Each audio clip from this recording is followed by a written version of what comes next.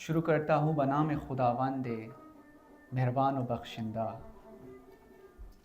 کہ از نام و نشان و گمان برتر است.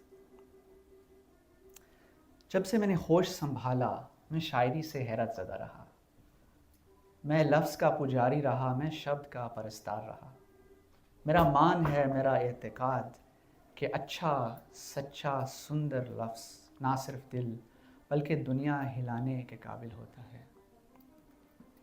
بعض لوگ ویسے نکتہ گیر ہوتے ہیں تلفظ کے، اور ضرور اچارن کی اپنی جگہ آپ ہے، پر ان اہل زبان کے لیے شاعر یہ عرض کرے گا کہ لفظ تاثیر سے زندہ ہے، تلفظ سے نہیں. اہل دل آج بھی ہیں، اہل زبان سے آگے. خیر، بات شاعری کی تھی نا.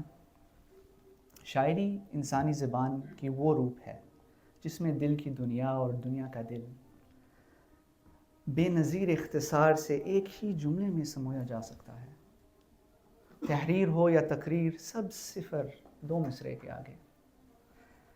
بقول اقبال، دل سے جو بات نکلتی ہے اثر رکھتی ہے، پر نہیں طاقت پرواز مگر رکھتی ہے. ذاتی تجربے اور محبت کے مرحلے کا شاعری میں بیان ہونا قدرتی بات ہی تو ہے. بقول غالب، کھلتا کسی پہ کیوں میرے دل کا معاملہ، شعروں کے انتخاب نے رسوا کیا مجھے. پر میں نے ابھی تک کسی اور تہذیب یا ثقافت میں زندہ روایت کے طور اتنی عمدگی اور حسن سے سیاسی احتجاج، فلسفانہ تأمل، روحانی ادراک کو شعر کے قالب میں ہوتے نہیں دیکھا. علامہ اقبال کا بے مثال فارسی شعر ہے کہ مقصود شعر را اگر آدم گریست، شاعری ہم وارث پیغمبریست.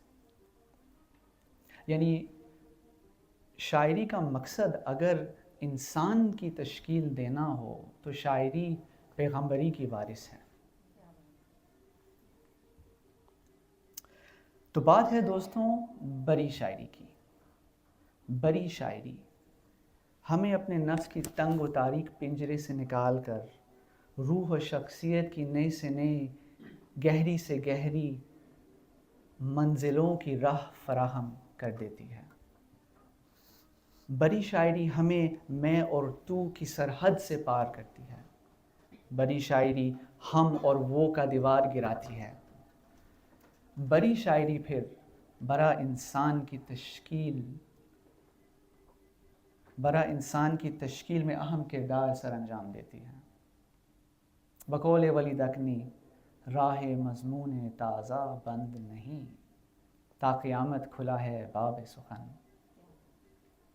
تو شب ہازہ یعنی اسی شب زندہ دل و زندہ ضمیر انسانوں کے لیے دو ایسی نظمیں پیش خدمت ہیں. ملاحظہ فرمائے کہ ان میں نہ صرف درد اور ظلم کی خوب عکاسی ہے، پر یہ نظمیں اسے لے کر ایک نئی دنیا کے خواب بروئے کار لانے میں ہمیں متحرک و فعال بنا رکھتی ہیں.